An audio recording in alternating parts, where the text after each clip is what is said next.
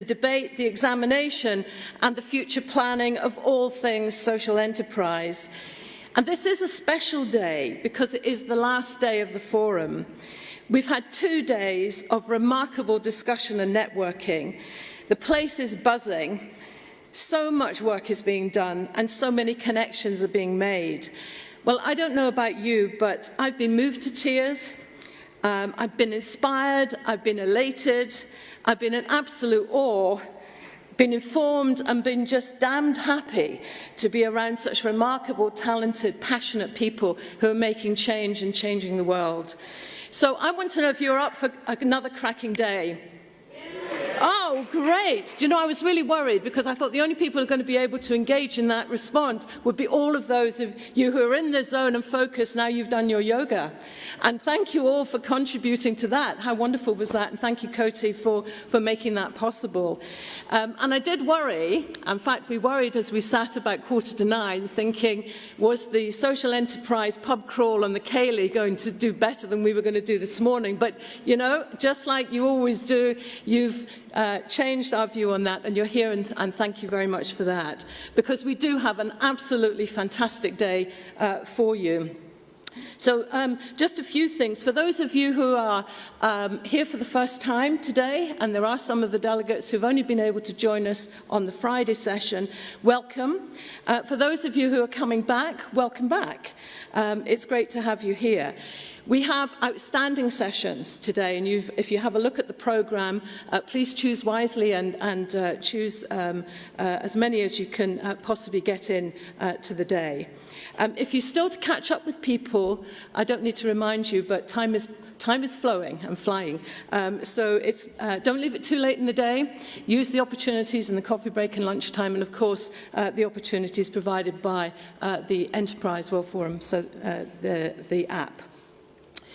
This forum wouldn't have been possible without our partners, our sponsors and our donors, and they're all listed on the stands behind me. There are two, the stands for our partners and sponsors are outside on 2 levels, on the foyer floor and also on the -2 floor at Cromdale Hall down below. So if you haven't had a chance yet to visit the stalls, please do so. There are also a wide range of exhibits and people still selling some social enterprise products, so take advantage of that and go and see the exhibitions outside.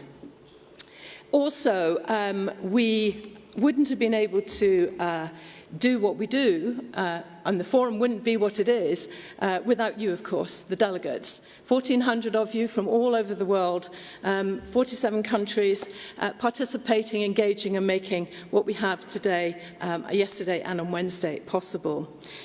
So we really are grateful for you being here and making it what it is. If you just arrived today or you've not already downloaded the event app, can I urge you to do so? You can get it on your app store, on your device, and if you do that, search for SEWF 2018 and download. And within the app, you can find programme information, biographies about speakers, maps, live Q&A, PowerPoint presentations, and indeed any information you want about what's going on in and around the forum. There are opportunities to use the app for networking and also to message other delegates, and that's really important if you want to make the contact during the course of today. This year there's also a game in the app, and it's called Click. And Click is a SEWF photo scavenger hunt, which will help you see the sights of Edinburgh, network with delegates, and take full advantage of the activities at the forum. And the top 5 winners of Click will receive amazing prizes donated by the British Council, Price Waterhouse, SAP, Elvis and Cress, and the Shetland Soap Company. And we'll also, and this is really important, we'll also be using the app to pose questions to speakers in the plenary, in the full plenaries. We don't have roving mics in the session generally, and it's important, therefore, that you use the app if you want to participate, and we hope you will do that fully. And finally, can I just remind you, please to keep the notifications on, because if there are to be changes at all in the programme, then you'll be notified directly to your app and to your phone, and that allows you to make the necessary arrangements. Also, social media, I know you guys are really good at that. Let's share what's inspired you, what's motivated you, what actions you're going to take forward, and what's going to happen next. The social media details are up as well, and you can get that on your programme and on the app. So there are a couple of housekeeping announcements that I need to make, just for our safety and our well-being. There's no fire alarm test expected, so basically, if you hear an alarm or you hear an automated voice message in the main auditorium, please leave the building by the nearest fire exits. And we all like doing this. All of us who've been emceeing. It's the only time we ever get to play as if we were on an aeroplane. So there are exit signs. You can see them in green. If you need any assistance, then please ask any of the conference staff or the forum staff. They're the ones in the blue T-shirts, and someone will be able to help you. And I think it's worth saying at this point that the staff in the centre have been absolutely amazing. I don't know if you get a warm smile and a greeting no matter what time you come up those stairs. And I just think we should be saying thank you very much to them for making our stay here a delight.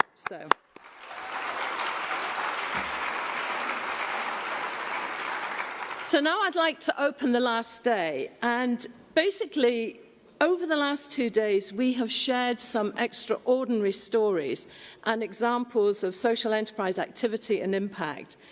We've heard moving testimonies and been reminded how important social enterprise is to our communities. We've also talked about the need for the consideration of strategic and long-term issues, of our aspirations for change and the possibilities that social enterprise offers, and of the potential for shifting the economic paradigm. This morning in our plenary session, we're going to take a look at some of these wider questions and some of the issues that we need to consider in the future of social enterprise, for the future of social enterprise. And I'm delighted that we're going to be able to do this with the help of some fantastic guests on our panel this morning. So first of all, I'm delighted to announce and introduce you to Mairi Mackay, who will be chairing this session. Mairi is there? Great. No, I'm sure I don't need to introduce her to you, but I will anyway. Mairi is the Director of Social and Creative Economies at the British Council. And as you'll have seen from the screen behind me, the British Council is a partner in the 2018 forum, and Mairi is a long-standing champion of social enterprise and a great advocate of this forum and previous forums. Many in this room will also know her not only in her new role, but also in the previous role she had, which was leading the British Council's global social enterprise programme across 30 countries. And she did that with great aplomb and you know, always with warmth and a smile. Her new job allows her to think about innovative and creative economies and creative economic approaches. And that's really important for being able to give us a perspective on the challenges facing social enterprise at this time and how we might engage with that. Now, she's also joined on the panel in the conversation with a really impressive lineup. And I'd like to introduce, if I can, Indy Johar from Dartmouth Matters Lab. UK, is Indy there? Fantastic. Nice to see you. Welcome. Thank you. Powell from HCT Group UK. It's lovely to have you with us. Faraz Khan from Seed Ventures Pakistan. And last but not least, Jan Owen, AM Federation for Young Australians. So, Mairi, I'll leave that in your capable hands. Thank you very much. That's a very warm welcome, and it's really a privilege to be here in Edinburgh, back home for me. And thank you to all of you who have demonstrated a level of resilience by being here at 9 o'clock in the morning on day 3 of a conference in Scotland, where there have been lots of other opportunities to network and spend time together outside of the conference. So we really appreciate that. I'm going to let each of the panellists introduce themselves a bit more fully in a moment, but just to give you a bit of additional context, I think, for the kind of conversation we want to have this morning. As Yvonne said, it's been a really extraordinary 2 days so far. There's a huge range of perspectives from entrepreneurs, from businesses, from policymakers around the world. And I think what we would like to do this morning is to really try and bring some of that into, where have we come from and where are we going next? So the idea of talking about a collaborative economy and the future of business is that we create that space to have quite a rich, potentially challenging conversation about what some of this means for all of us and for the social enterprise sector and the social enterprise movement itself.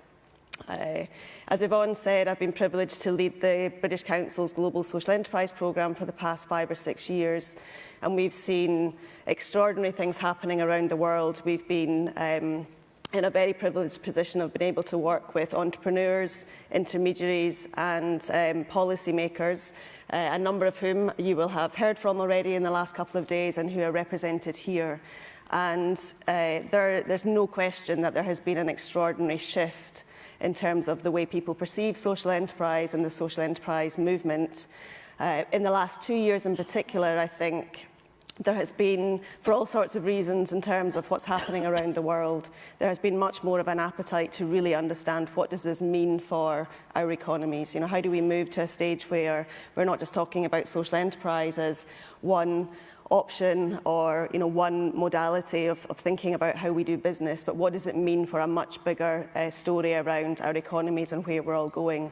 And I spend a lot of time thinking about what are the key things, what do we need to do next collectively, and what can the British Council do with partners to really think about how we take this to the next stage. And for myself, I think there are sort of 3 things that I keep coming back to at the moment that I just wanted to mention at the beginning of this session. One of them is that I think we are absolutely talking about a new economic paradigm, and that there is a need to have a much more coherent, inclusive narrative around what we mean by economy and economic systems. We have a legacy of competitive economic thinking and markets that to a large extent was born out of the Enlightenment that had a home in Scotland, which very much was an enlightenment of the mind in a sense, and it feels like it's time to think about an enlightenment of the heart as being part of the way we think about our economies, so that it is very much about people and how we are connected to one another and our environments, and how we really shift the dial in terms of the way we think about what matters when we are thinking about economic solutions. The second thing, the second piece is that what we have really been able to demonstrate collectively, and I mean everyone in this room and many other hundreds and thousands of people around the world, is that we're not short of solutions. There are so many incredible examples of social enterprises and social entrepreneurs and social investors doing remarkable things. But it's time for us to really think about how do we move from the level of solution to thinking about our supply chains and our systems and our idea of industry, and what does that mean? How are we going to get to the next level of really building the infrastructure for our economy so that it supports social entrepreneurs around the world to take things to the next level.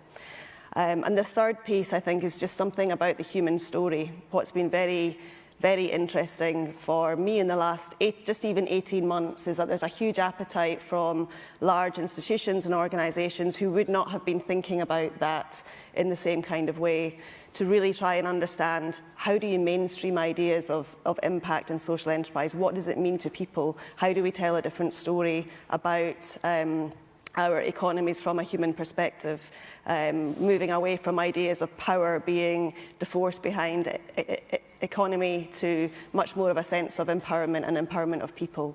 So those are the 3 things that I would like to just put on the table, as it were, at the beginning of the session. And I'm now going to invite each of our panellists to reflect on their own journeys over the last 10 years and what they think some of the big issues are for us moving this to the next level. And I'm going to start with Faraz. Thank you so much, Mairi. Can you guys hear me? Yeah, right, great. First of all, congratulations for being here today, early in the morning, after such a fantastic night of dancing. So you guys need to have a round of applause for yourself right now, I think. So go for that, yeah. My name is Faraz Khan, and I represent an organization called Seed Ventures. A journey which started off as being a banker, so my apologies, turning into a commercial investor, to a social entrepreneur, and now into the impact investment space. This metamorphosis has been a very enlightening journey. And today where we are, we're privileged to be amongst thought leaders in different verticals in the space of social impact and enterprise. We've been working in a country called Pakistan, the 6th most populous country, with a lot of challenges, but at the same time, a lot of opportunities. Those who actually keep a check on politics, we have got one of the top 3 most good-looking prime ministers now. Justin Trudeau, Ethiopian Prime Minister, and Imran Khan. Sorry, I'm being prejudiced over here. So the key is that human development, after a very long time, has become the center of our national policy and way forward. Yesterday, my friend and colleague, Mr. Naeem Zamidar, actually mentioned the same thing as well, that, this was long due. World's most 6th populous country has got national policy based on human development. Why? Why we are at this point today?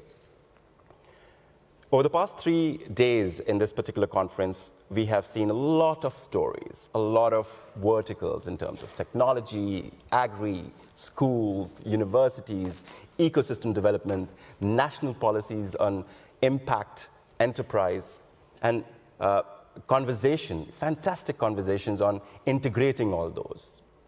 But can I just take a step back and look at what is happening?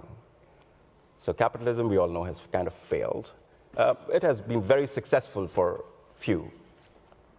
Protectionism is on rise. 4th industrial revolution, we all know, is there, which everyone feels is Internet of Things, AI, but I feel the major part of this 4th industrial revolution is human development. And just imagine if these two combined with the rise of a new way of integrated shared value and shared distribution mechanism, along with a new sense of globalization, comes into a culmination point, how fortunate we are to be living in this time. What do we need to have now? Some candid conversations, some honest conversations, tough ones, in how to integrate these multiple verticals, these silo movements, a community movement that is actually taking shape, fantastic ones across the world, across communities. And then there is another wave of a new way of investing. So the return on investment has new definitions coming up. Impact quantification is considered to be as good as return on investment. Great time to be. What are those things that we need to be careful about? We need to be careful about that these two mindsets needs to be together and coexisting in a value proposition method, not for one particular stakeholders.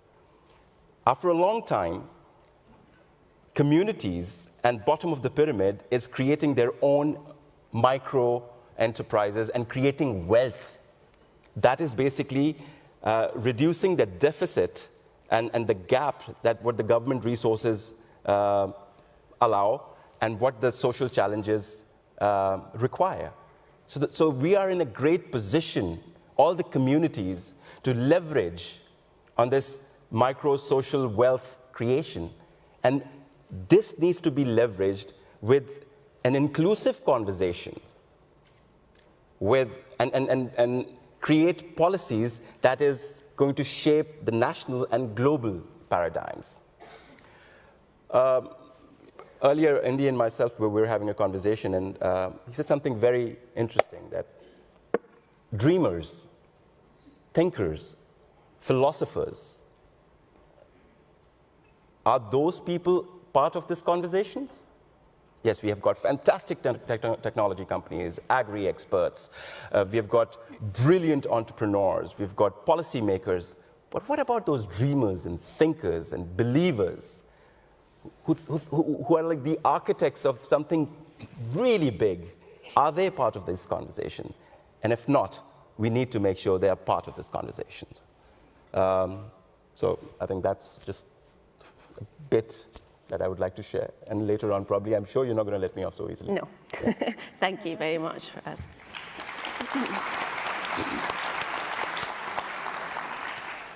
Jan, would you like to give your reflections? Morning, everybody. Fantastic to be here. And again, congrats on the stamina of getting up this morning. And we have, unlike you, we don't even have good-looking prime ministers. We just have had 5 in the last 6 years. So Australia's in serious trouble. They're not good-looking and they don't even stay. So, anyway, that's for another day. As a couple of reflections, I think, from our perspective, of course, I have the ridiculously brilliant privilege of working with thousands and thousands of young people across Australia and indeed in our networks across the world. And so it's been interesting watching, even in the last few years, the shift and the move in how young people are thinking about these things. And there's 2 reflections that I would give regarding that.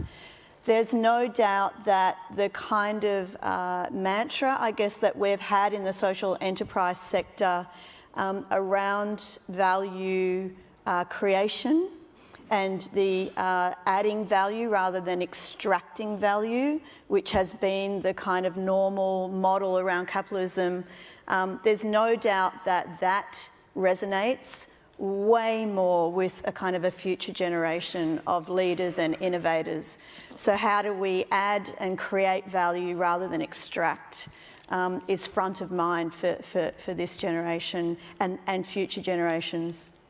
I think the second thematic for them is that because they do actually have access to a set of tools that were not previously available. And let's just remember, 10 years ago is the same as like 50 years ago, kind of 50 years ago. So I was talking to somebody who was at Davos 10 years ago, and they were asking just around Davos, have you heard of the sharing or collaborative economy? And about 2% of people even knew the term. That was only 10 years ago. So I think we need to understand how far the conversation has come, even in 10 years. And I was looking at a World Economic Forum list of all the versions of the collaborative or the new economy, and there's about 20 definitions. So to add to all the definitions that we're already trying to deal with, there are now about 20 definitions under the new economy around collaborative economy, platform economy, cooperative economy, peer-to-peer economy, and on it goes. And they've actually got differentiated definitions, which is kind of scary on one level. So a whole new framework to get our heads around. And then the third thing is that I want to pick up on, and it's actually what you said last, Faraz. I think that this idea that there is one player or one group that's going to drive or solve this is clearly, patently, obviously wrong. And whilst we talk about multidisciplinary cross-sector collaborations, which we all do in this room all the time, we've got a group of young people in Australia who have actually created the kind of archetypes for change. And in fact, philosophers are in there. So we've got a group of young people who have created the first kind of online platform of learning, which we can find in the world, where they've said there are 8 archetypes for change in the new economy. And you need to know about all of them because you're going to need to do all of them at some point. And that's a really different mindset to, I'm arrived as an entrepreneur, or I've arrived as a corporate refugee, or I've arrived as a government policymaker, and now I'm contributing. Their view has been there are multiple roles and multiple mindsets that we need to bring to this, and you need to get your head across all of them. Now, you'll have preferences, you know, maybe I'm not a philosopher, I'm more an entrepreneur, but knowing that there are a whole range of skills and capabilities and mindsets to bring to this conversation is powerfully important for a next generation who are much more fluid and see themselves as much more fluid and not representing one sector or one worldview or one contribution. So I'm kind of really, really inspired by that work that this kind of generation coming through are doing around the thinking, around this value creation mindset, around a very, very, very strong equity lens on everything. So they will not stand for the kind of inequality that is emerging. They're going to go really hard at that. They're going to go hard at equity. And all those things I think are really encouraging. The only challenge in all of that is where will we provide the opportunity for people to genuinely come together, to have these conversations, but actually to do the work. Because in a way, we've had a lot of conversations, and there are a lot of conversations going on, but where do you get to do the work together with new people in different ways? And I think, you know, there's a lot of young people really interested in that, but they're not getting necessarily a seat at the table. And so we want to change that. Okay, thank you very much, Jan. That resonates hugely with a lot of the challenges I think we need to address.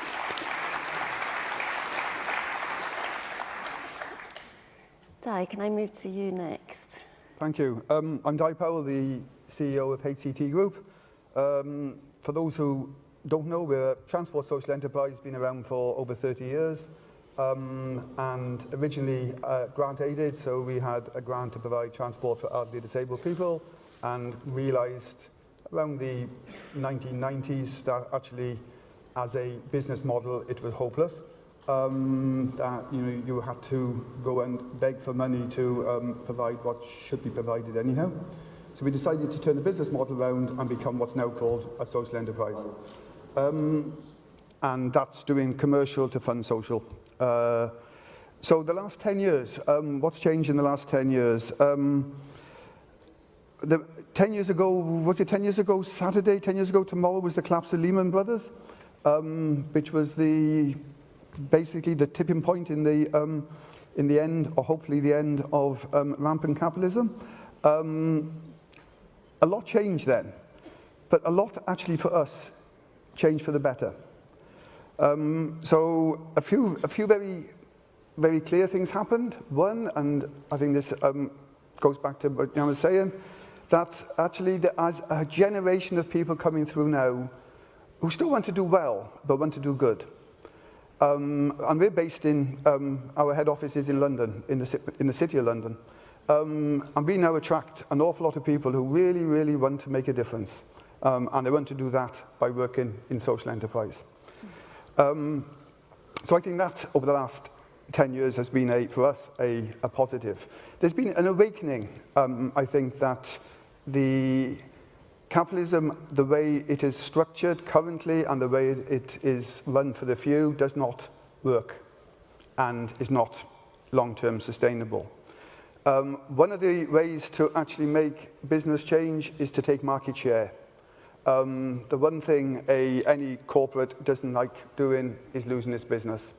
So I think, if you can sort of chip away at them, they will change. I think the other thing for us the last 10 years was the social investment space.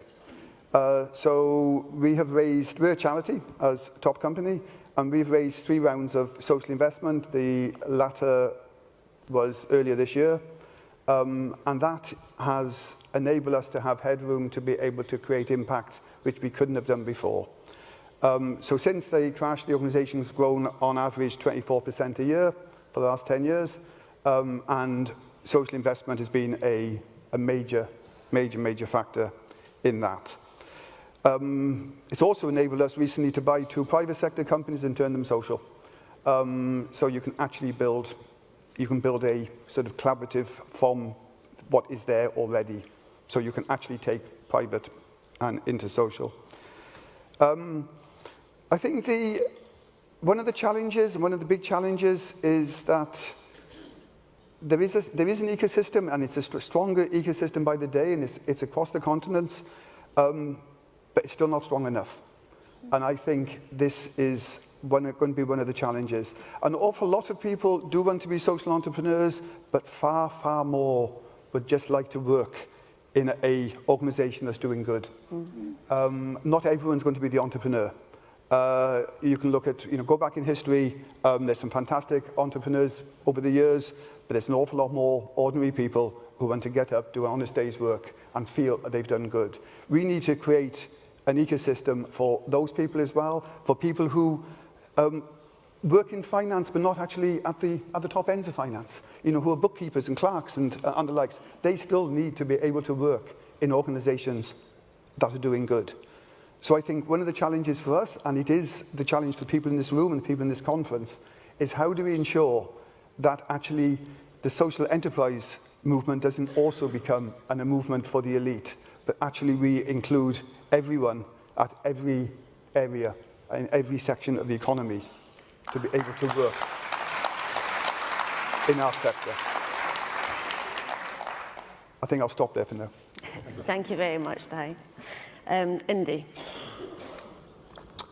Hi, good morning. I suppose a little bit building on the panel, I think that my reflection is over the last 10 years, social enterprise sector has done extraordinary things, and we're standing here, which is a testament to the journey we've all been on. But, and I want to add a but, and the but I want to add is, have we, so 4% of the world's mammals, 4% are wild. 4%.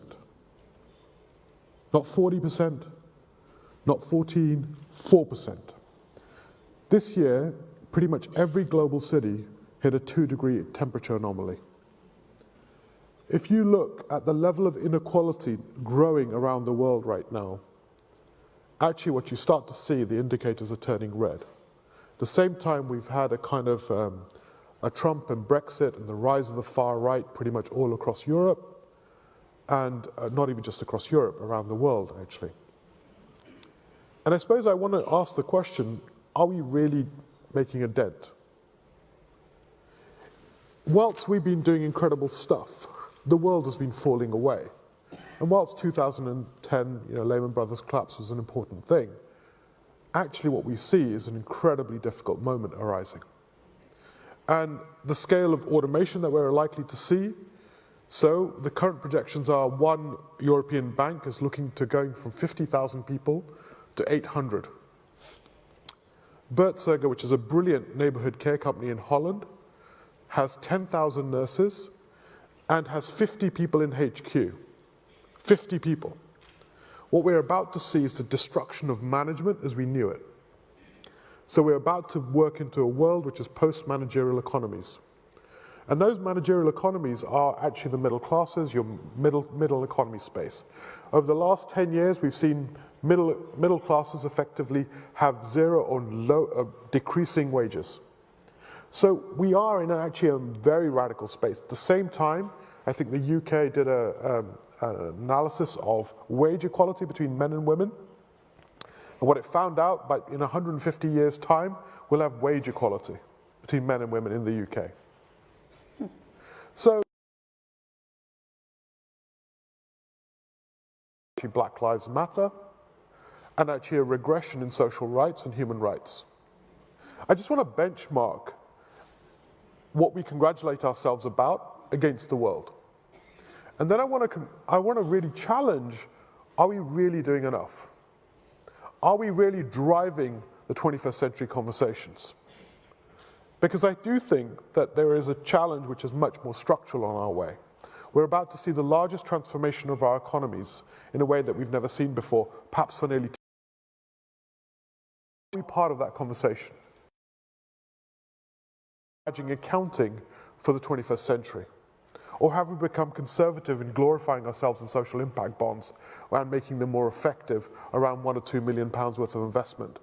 When actually what we're talking about, let's be really honest, in terms of actually driving the SDGs, we're looking at an annual annual capital shortfall of about $2.3 trillion.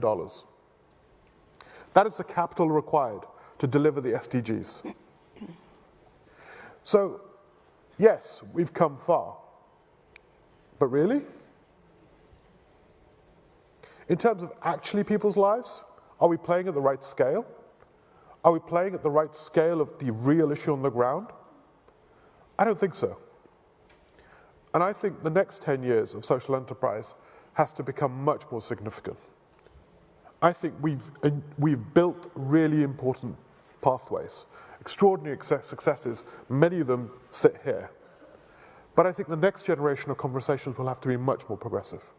I don't see enough of social enterprise advancing the algorithmic or AI space. If you're not there, we're not defining actually how the future is going to be organized.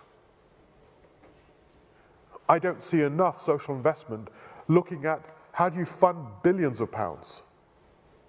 We've become conservative in our own thinking and limited to actually enjoying consumer goods and replacing existing markets. So my call to the room is actually how do we really redefine the next 10 years? And are we going to be part of redefining the next 10 years genuinely? Because I'm not sure we're bracing up to the challenge that's en route. And on the bright side, governments are sitting there more open to listening for radical transformation than I've ever seen before.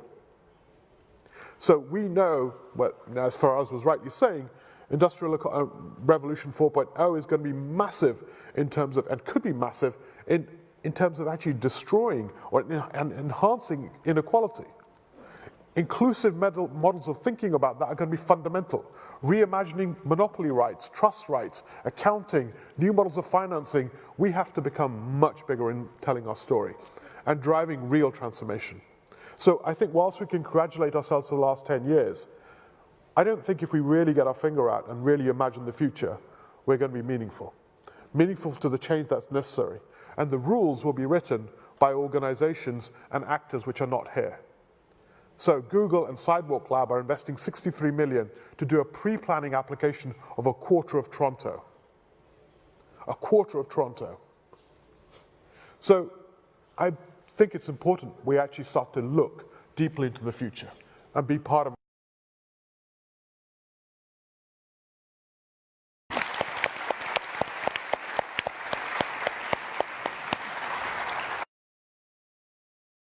And all the heads up that I think that's probably the question we'll come to at the end for everybody, is that how do we do that then? So how do we make sure that we are having that conversation, we're in the right rooms with the right people over the course of the next few years? We won't answer that now, but I think if we can return to that. And there are a number, as probably not surprising, a number of really interesting questions coming through. One of them around AI and whether that is an opportunity or a threat for communities. That was asked of you, Faraz, but I think if you can maybe give your thoughts on that, and Indy, if you can also maybe reflect on how we embrace that as part of a conversation we need to be having. How do we think about that? What does it mean for the people in this room? Yeah. Could we swap questions? All right. MFSN. You can do what you want. Thank you.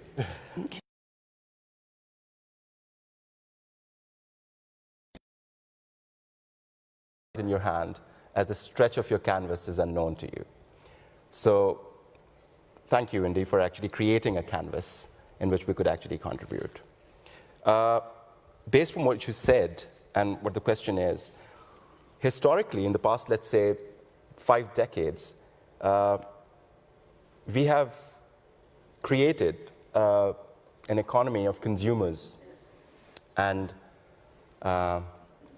individuals who are functional, who are operators, great arithmetic, job skills, particular ones.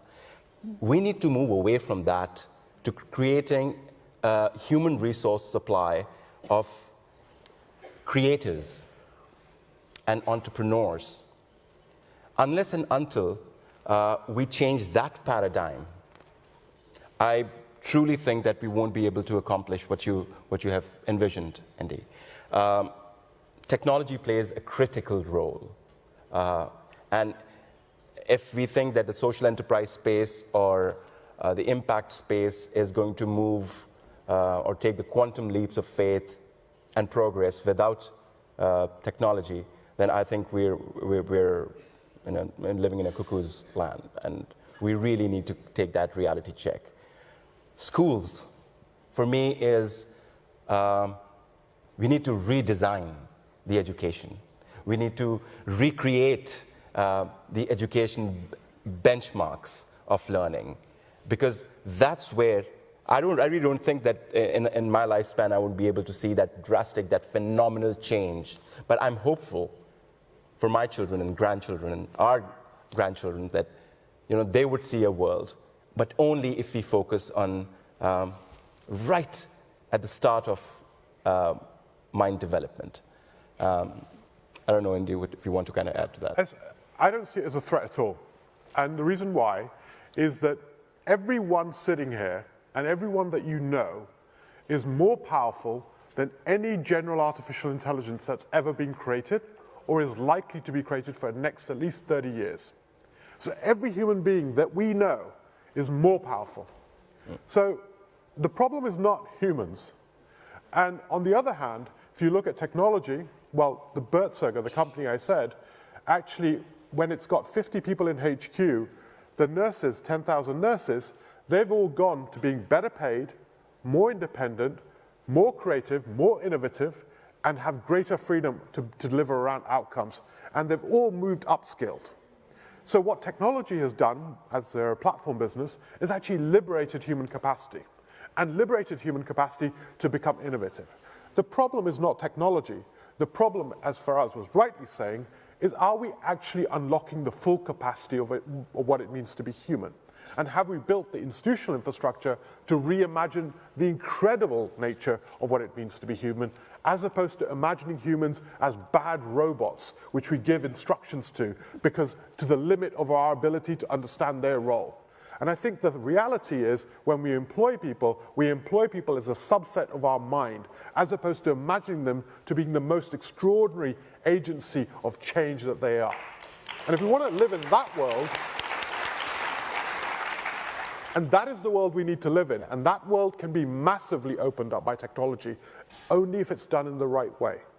So this is why it's important, because AI can be a tool of ennoblement, making us more noble, or it can be a tool of actually control. This is a choice of how we imagine the future and how we create it, and this is why it's really important that we are genuinely part of the story.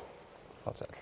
Could not agree with that more. And I think, excuse me, that connects really strongly to some of what Jan and Di were saying in terms of young people and the way young people are imagining their roles and their sense of purpose.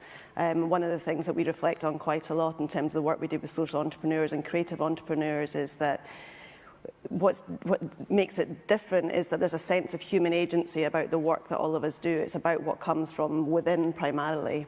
And I think young people understand that in a very instinctive way. So there's a few questions around this, just in terms of how we build on what you're seeing and the work that's taking place with young people. What do they need? So how do we get to that stage where we're providing them with a different level of opportunity? I'm going to read out one of the questions just because it's been articulated so nicely. Do we need to connect the old people on stage with young people who are creating this socially impactful wave at the coalface of these modern collaborative tools, way of living, working and playing? And has this been championed in Oz? Thank you. So from one fellow old person on the stage to all the rest. Unfortunately, I get to work with all those. I get to pretend to be a millennial most days, which is pretty great. I want to disagree with Indy a bit. Are we allowed to do that? I think it's brilliant. There's a lot of agreement going on, but actually I think that we are at massive risk. And I agree with what you're saying about AI, but I also see the capacity for two things to happen. Number one, people aren't stepping into the place of actually being proactive and being empowered. And so all around us, actually, there's a huge amount of fallout of AI. So, you know, we've got 75 million and underemployed young people on the planet. And underemployed, by the way, is the group that did everything that we told them to do. They followed the playbook. They went to school. They went to university. They got a degree. Somebody said, go back and get another degree, so they did. Somebody said, you're still not qualified enough, go and get something else, and they did.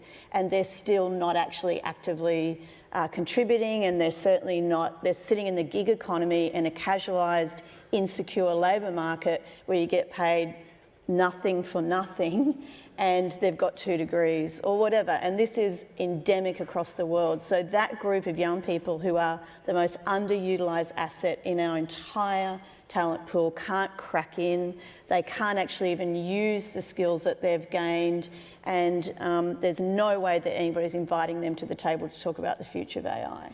And so we've got underutilised talent everywhere across the world in the next generation. And that's why my view is that we've got to think really, really differently, back to what Faraz said about what's the education platform. You know, 7 in 10 jobs are going to be transformed by tech in the next 5 to 10 years. What on earth are we doing in school education that actually sets young people up with a different skill set and capability? And this idea that governments, and I think you're right, I think governments are probably more open, some governments, but again, what are the structural impediments to actually getting into those governments and getting people thinking differently, and particularly getting a next generation? So some of the best experiments in the world, I think, are where you have got intergenerational groups working either in corporates around what does workforce development look like. And remember, in businesses, for the first time ever, there's like 5 generations of people working together. There's 18-year-olds and 70-year-olds, and that's kind of unheard of in many, many contexts. So what are those organisations that are really thinking about workplace development?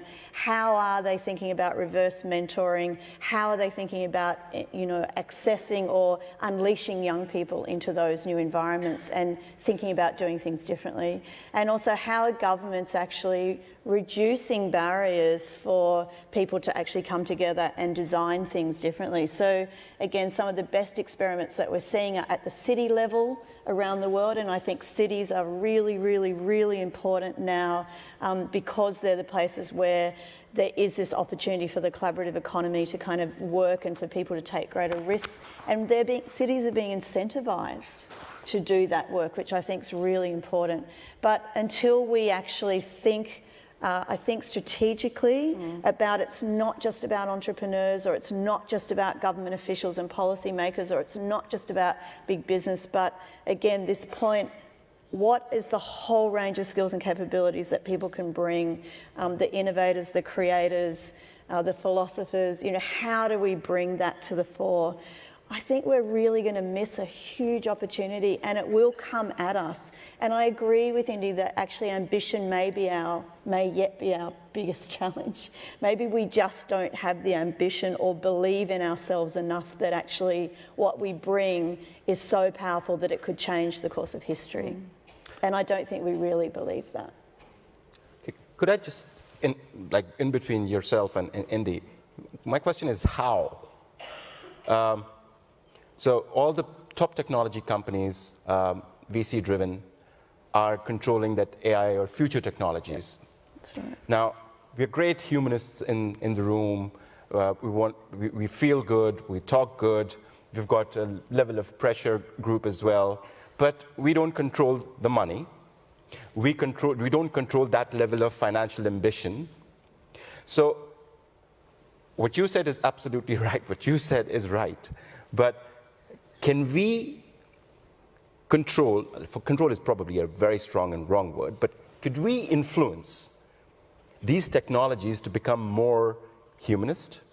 Can we create a highway or a pathway between how to make these technologies create more rather than disturb more? Yeah. Now that is the question that we need to answer rather than, philosophy is great, Humanism is fantastic. But what's the actual answer? What's the direction of that answer? That is something that we need to look towards. Aye. But is it the technology or is it the ownership of the technology? So what is it that actually is... So you can get, we have a collaborative economy, we have a gig economy. The owners of the gig economy are the same as the robber barons of the 19th century. There is no ultimate difference. They might be younger, they might be trendy, they might have more beards. Actually, maybe they don't have more beards.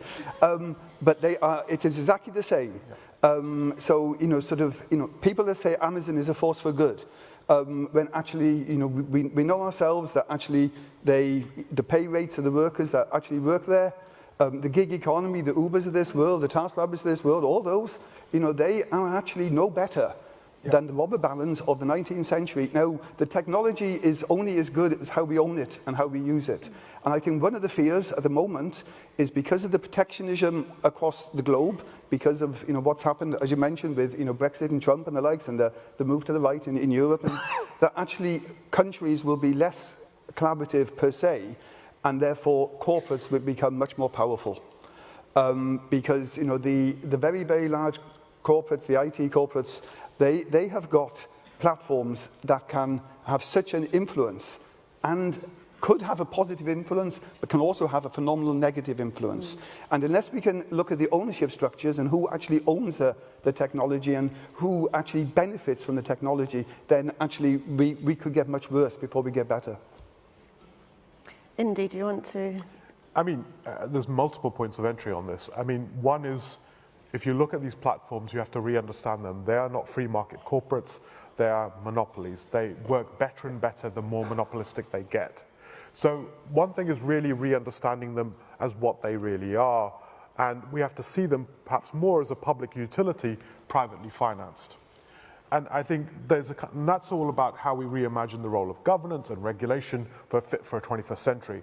And if I was anyone here, I'd be talking about social enterprise working in regulatory technologies would be the most powerful contribution right now you could do. So reimagining regulation is going to be foundational. Second for me is about actually the nature of capital.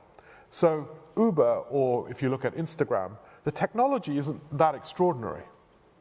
What is actually extraordinary is the capital that was deployed to make that market share. Yep. And that was billions and billions of dollars. So cooperatives often come, I've been sat in the room with cooperatives and said, we can build an app like Uber. And it's like, yeah, you can build the app, but you cannot deploy that scale of risk capital. Yep. And unless we can, and that's how Uber has worked, it's deployment of risk capital at a scale and order that we could never imagine in this economy. And so the question is, unless we can start to think about alternative ways of actually organizing this stuff or even regulating it, I don't think we stand a chance in operating in this world. And so that's where I think we need to become far more imaginative. This isn't genuinely a technology problem. There are technology issues, right? So the embedding of bias in algorithms, the embedding of actual societal biases where we can't even see them. So all the stuff that we're seeing in the US and many other places where police forces are doing predictive policing, actually all of this stuff, there's massive social issues at the center of algorithm and predictive economy works.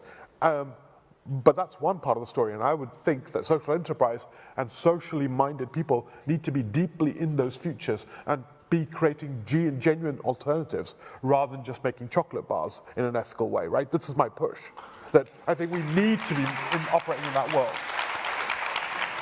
right? Not that we don't like chocolate. Not that we don't because Yeah, we but do. we do, but it's, as we know, climate change is just about to kill the cocoa bean. So let's really start to engage with the real world. And I think we've been product replacing lots of interesting things, but we're not operating at the world that is actually changing in front of our eyes. And I think that's where we need to be meaningful and engaged. Yeah. So a question that relates to that is, what are the best examples that any of the panelists have seen of inclusive, at-scale, future-focused initiatives? So when you're, so for any of you, what kind of things do you think represent that level of ambition? Do we have examples? Do we have suggestions? Faraz? I can give you two examples of two young entrepreneurs. design students from Karachi University. They created a solar cart. Not a big innovation. It was not the solar cart that was fantastic. It was the process of creating an inclusive ecosystem around it that is phenomenal. So these kids developed that fantastic eco-cart, which is like 45% of Pakistan's undocumented economy, great market, environmental friendly, but where do you deploy it? So they went to the local authorities. Now, let me just give you an understanding of the Pakistan's ecosystem financially. So 86% of Pakistan's population do not have bank accounts. So financial inclusion is a great opportunity rather than a challenge for me. So they went to the local authorities and they said, listen, we have done research in all your areas. We know exactly what is being sold. There is no licensing mechanism. There is no electricity usage. Why don't we create a mechanism through which we replace the existing conventional carts into eco-carts and provide a value proposition to your residents? You will get license fee. And so the local authority said, but who is going to finance? So these kids then went to the microfinance banks and they're like, why don't you do asset leasing? They said, yes, great, but could you get it insured? They went to an insurance company. And suddenly, all the major stakeholders are involved in a conversation. Recently, they got a contract from a local authority that is big because from a very small product, they created an understanding and engagement of the ecosystem that is probably going to change the legislation in this country. That's one. The other is a great example of blended finance. We're talking about alternative finance, how to solve social challenges and create new economies, different stakeholders can come together. We've got, I think in the audience, there's a gentleman called Mr. Faraz. He represents an organization called Engro. Engro is the second largest procurer of milk in the country. And so Engro developed a business plan in which we said, so Pakistan, by the way, is the fourth largest procurer of milk in the world. And Engro is the second largest in the country. So they have got great access to supply and distribution communities. And we developed a silage business with a co-investment model of the Dutch Development Bank, Engro, and ourselves, Seed Ventures. And it has scaled because 3 different stakeholders from 3 different environments have come together with a realization, understanding, and belief that social wealth creation is critical as well as financial. And this particular enterprise is hopefully going to actually go to 209 other countries as well with the help of Friesland Campania. So these 2 different models have kind of, they're changing the conventional mechanisms of operation. And I'm sure there are many examples amongst the audience and with my fellow panelists as well. I'll just point out one because they're here. Nick Bennett's here. He's from Australia, but he's actually working in the UK, and with a team of young people at Cambridge, they, to one of your points, Indy, they discovered that actually the biometric AI that's being used is actually completely biased to Anglo fingerprints and a whole heap of features. And so they've taken it on. They've taken on biometrics, which is going to be a major play into health and into security, and are now designing biometrics that actually is for all nationalities and all ethnicities. So they're here, which is amazing, and that's a massive play because that plays directly into a very significant future development in terms of AI in the world. So great, bravo them, and find Nick, he's here somewhere. There's more really good ideas and enterprises in this room than I could ever come up with. And there are a lot of very good examples, but I think going back to a couple of points earlier. One of the difficulties isn't the ideas and isn't the enterprise, it's the scale. And how do you get them from small scale to large scale? And going back to the earlier point, I think we have to have more at large scale if we are going to be taken seriously and we're going to actually change the economy. And I think what was just mentioned earlier, when you can put the amount of money you can put behind an Uber, then we will struggle. So if you invent an electric scooter, which can zoom around every city in the world and cut pollution and everything else, then companies like Lyft and companies like Uber themselves will put billions behind it. And until we can change that system, then we're not going to get the innovative social enterprise and the social entrepreneurs to get in that market up to scale. The only other way they can do it is, sort of the hard yards, have a conventional business and do it like we have over 35 years, which then you become an old person anyhow. But if you really want to actually do that, we have to change the financial system and, where does that risk capital lie? And currently, it's very, very difficult to get that to lie in the social sector. Yeah, I mean, there's lots of examples and lots of places I would say, but I would go back to Bertzoger, which is the Dutch company. It now does 90% of the neighborhood care. The nurses are much better paid, which is extraordinary. They've gone from being stage 2 to stage 3 sort of qualified. They're all being better qualified. They're all cooperatives operating at a neighborhood level. But again, all running on the Backbone platform, which is extraordinary in terms of actually what it's done in terms of improving wages, but simultaneously reducing administration costs and embracing. From 2007 to 2018, they have now 90% of the market. They've done that in 10 years in Holland. Wow. So extraordinary organization, put human capital at the center of it, but embrace technology to unlock that in a really radical way.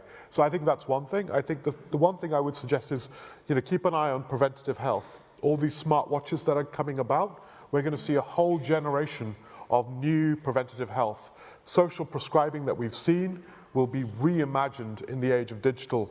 And as a result of new accounting rules that will come as well, we're going to see a transformation of our healthcare system from being around treatment-orientated to prevention-orientated. That is a massive transformation in our health economy. And if I was looking at that, I would be saying we need more social enterprises starting to think in that space, because that's going to be a massive, significant field with real ethical issues at the center of it in a way that we've not seen before. But also, I would say, start thinking about the next generation of what I would, the big picture conversation, what's happening in Glasgow in terms of a UBI trial being talked about, universal basic income trial, but also look at actually some of the conversations that are starting around reimagining human rights. The big conversations are coming back on the table in a way that they've not been for the last 30 years, and start to actually think about them. Our human rights were built for a labour economy. They weren't built for a high-performance, emotional, cognitive economy. And that is the world we're operating into. And so start to think just a little bit further forward. Those conversations are coming on the table. And they're coming on the table all the way from Vietnam to Scotland to Scandinavia. They're no longer just parochial conversations. They're actually happening at governmental scale. So I would really encourage us to start to think at that scale as well. Thanks, Indy. And there's a number of questions coming in around the theme of governments and engaging with governments and radical development with government support, and also a number of questions around this idea of engaging and talking to the dreamers and the creatives and the artists and the philosophers. So I just kind of want to open up to the panel on both of those. On the idea of working with creative entrepreneurs, and in that space, that's something certainly from a British Council perspective that we've been focusing much more on in the context of our social enterprise work within the last year, partly because there is such a demand for that. People are asking questions about how do we work with communities, how do we work with artists to really tell a different story about why this matters. So thoughts on from, I don't know, Jan, whether you want to start, thoughts on how we do that. I mean, it may be very straightforward, but are there particular things that we're just not thinking about that we could begin to do? I mean, I think we're so clear about the power of storytelling, right, today. I mean, 6 billion YouTube clips a day or something that people are watching. I mean, storytelling is kind of front and centre to us being able to capture ideas really quickly. I mean, I think in our enterprise, so we 3 years ago kind of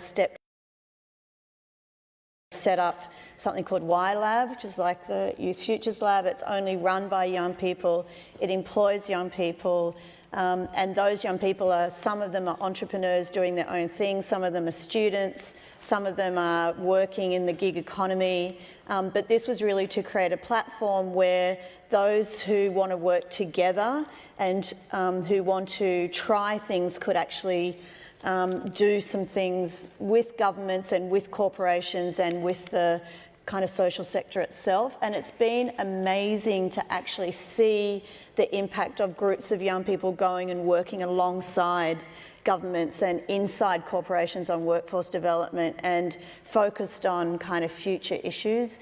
And I think that was a very specific and purposeful strategy of kind of how do you get into the current system and actually try to change the system alongside the people who are already kind of in the current system. But in every context we've found, whether it's local authorities or really large corporates, we've been working with really huge banks, there are in every single one of those organisations what I would call entrepreneurs or kind of champions for change. And so what our job has been connecting those champions for change with young people who have got ideas about how to do things differently, and they've been forming teams and working. And so in those teams are creatives and innovators and entrepreneurs and philosophers and kind of, academics. So I think that's a really powerful model.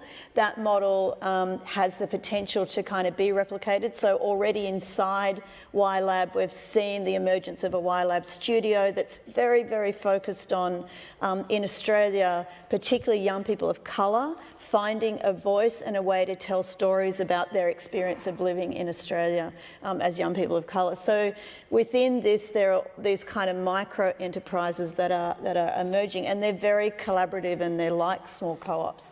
So I just see more and more of that happening. What we've done, and it's a bit like the backbone, what we've done is provide the backbone for which lots of different young people with diverse experiences, lived experiences, can come and share those and also work alongside others that are in the more traditional system. And I just see that growing and growing and growing. I think us creating opportunities for that to happen is extremely powerful to change the current system, but also create space for new. Thanks, Jen. Interesting. Young entrepreneurs are dreamers, and they are philosophers. What we need to make sure and have the ecosystem to enable them to be doers.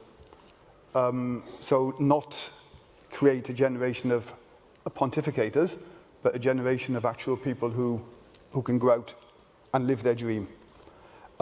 Because if you talk to young entrepreneurs, they have ideas. They have ideas of how society should be, how they want to form and structure that society around them, their business, their community.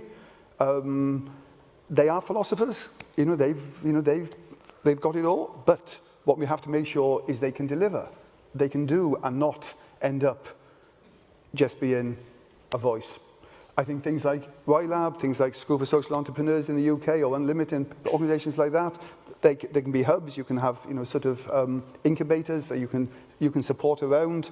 The policy in government has to be supportive of both young people and of entrepreneurs per se. But I think we've got to be a bit careful that we say that, they can't do it. I think, or they aren't dreamers, or, the dreamers are one people and the entrepreneurs are other. No, they are the same people. They are the ones who want to really create a different world. I mean, what we're there is to support them.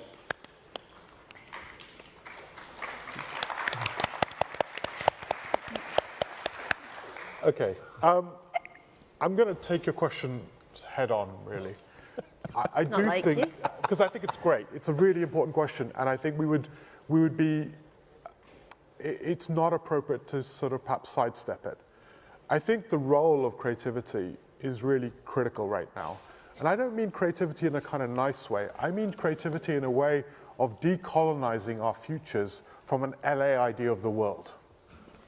a Los Angeles Hollywood idea of the future has to be radically decolonized. And what I mean by that is we have to start to actually democratize how we imagine the future. The reason we are where we are is because the future has been removed from people. And all we end up arguing about is how we distribute the present. The future is infinite. Genuinely, as a civilization, our future is absolutely infinite. Yet we think of it as a little bit more, a little bit less than now. And we, in history, have done extraordinary things. So the birth of the NHS after the World War was an extraordinary act. The birth of actually us nationalizing all planning rights, which is what the National Planning Act did. All planning rights were nationalized and belonged to us, right? Was an extraordinary act of imagination. But these are literal things. How do we actually build the democratizability to imagine the future, I think is a really powerful role, where actually our future imagination has become deeply narrow, and narrowed into a kind of, can you do a little bit more? No, I don't think we imagine enough. And I think the role of creative entrepreneurs and creative makers is to really democratize and decentralize our way of imagining the future. The absolute zeitgeist of what Black Panther was as a film, and Afrofuturism and what it did, was absolutely critical. We now need to see thousands of versions of that from around the world, where the future is genuinely opened up to lots of people and lots of different imaginations. I want to see Pakistan, a vision for 2100, the science fiction authors reimagining the future of Pakistan. Because Star Trek, you know, remember this, in 1968, Uhura kissed Captain Kirk in November 1968. This was the first kiss, interracial kiss, on national TV in America. November 1968. In March 1968, Martin Luther King had been assassinated. The role of these things are important. The role of how we imagine the future is critical. And I think it's absolutely critical that what you're bringing together is a radical imagination of the future as well as a radical imagination of the now. And these things have to become much more powerful. And we have to reimagine creativity to re-embrace what the future can be like. And it mustn't be a decolonization or a colonization from Los Angeles. Great stuff, I love Marvel too. But let's also reimagine the future from everywhere else, all other parts of the world.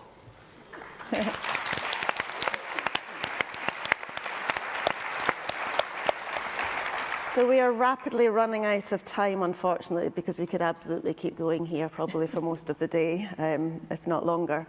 So I'm going to come back to the question that sort of came up fairly early on in our conversation, which is, in all of this, how do we be radical in terms of redefining the next 10 years for the social enterprise movement, and how we really embrace a role of very significant change in different ways. What does that look like? And that can be 1, 2, 3 things, one thought, but we need to keep it quite tight, I think. Right. Am I allowed to go 2 minutes over? 3 minutes? Not 3. 1. Okay. 1 minute. Right, Faraz. All right, quick one. I just coined something which is called COIN. Okay, so it's corridors of impact networks, and we've just made sure that Indy is the new president of that. Basically, we need to develop corridors, pathways, and superhighways of all these conversations and storytellings. Because a lot of silo efforts are happening, but they need to be interlinked. Only then that scale and pressure could be built.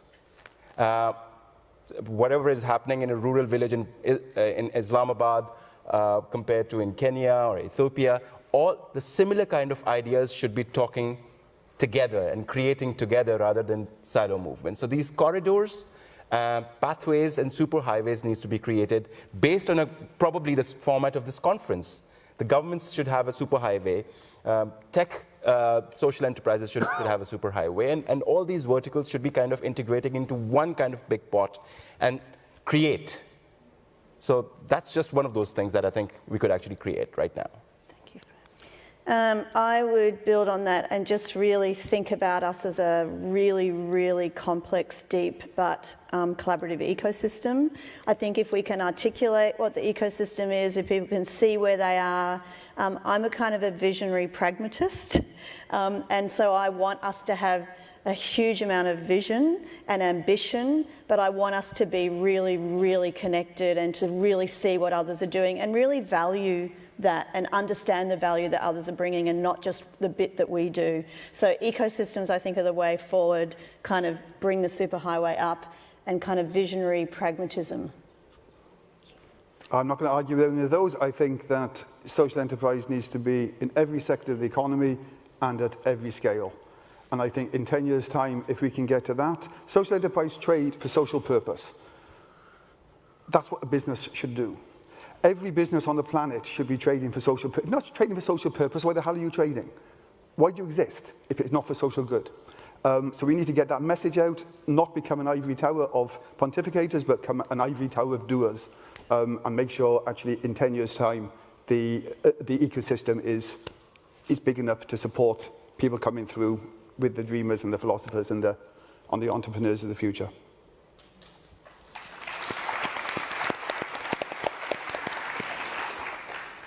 I would just say let's be deeply audacious.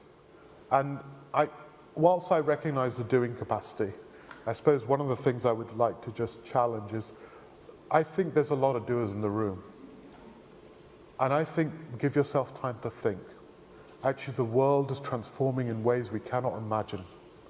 Think different things, think radical things. There are more things possible than there have ever been in ways that we cannot imagine. And I would like us just to give us a bit of time and then embrace deep audacity to make a dent in this world. Because if we don't, this world is going to hell in a high cart.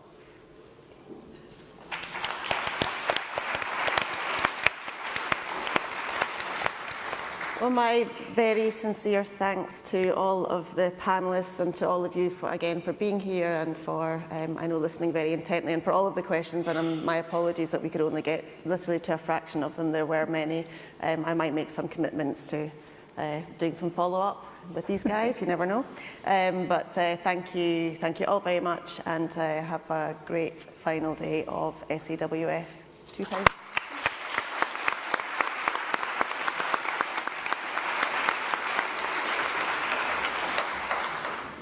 Mairi and the panel, thank you so much indeed for everything. That was so thought-provoking and insightful, and I don't know if you're like me, I'm still reeling with the questions and the challenges of how we deal with these massive issues. But are we, you know, I think, thank you very much. And thank you, Indy, for being so challenging. I think, you know, to ask the question, are we ready, are we ambitious enough, are we able to recognise that social enterprise has to be part of this new future, but understanding the magnitude of those issues and being prepared to think about questions of scale, creativity, and most importantly, as Jan talked about, the importance of our young people.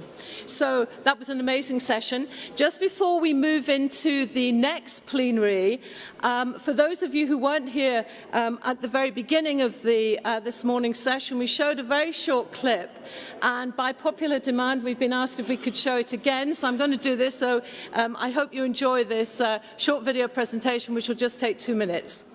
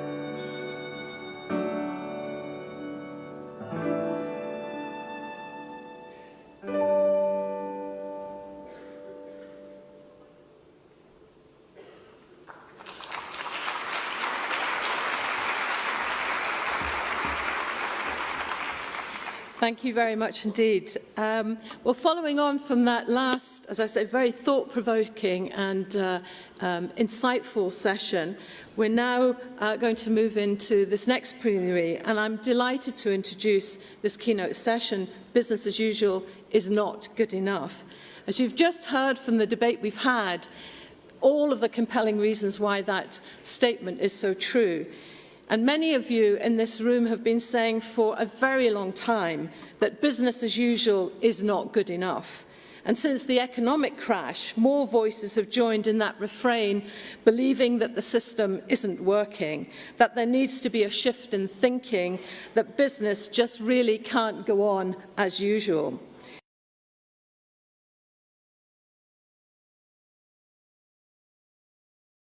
Inside the hall, but also outside in the one-to-ones, is that there is a shared aspiration for something much, much better, and a strong belief that social enterprise offers possibilities for change and for the future. So to help us consider this really big issue, I'm so pleased to introduce a remarkable man whose contribution to social enterprise is enormous, Lord Victor Adebolawi. Victor, I wonder if I could ask Victor if he'd like to join us on the stage. It is a real pleasure. Oh, you can't. I've got all this stuff to do. Great. Are you using the lecture? If I may. Yes, of course. Yes. Do you want to just have a seat just for 2 seconds? Okay. And I'll just do that. So just while we're sorting out the logistics, because Victor is going to use the lectern, I just want to say a little bit about him. He is the CEO of Turning Point. It's a social enterprise, a leading social enterprise in the United Kingdom, providing health and social care interventions for over 77,000 people across the UK on an annual basis.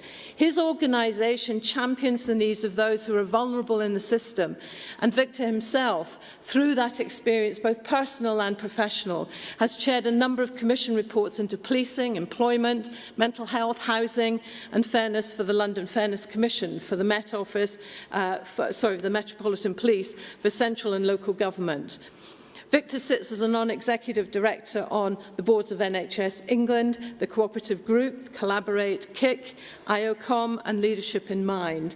And he is also the chair, and this is important for us, of Social Enterprise UK.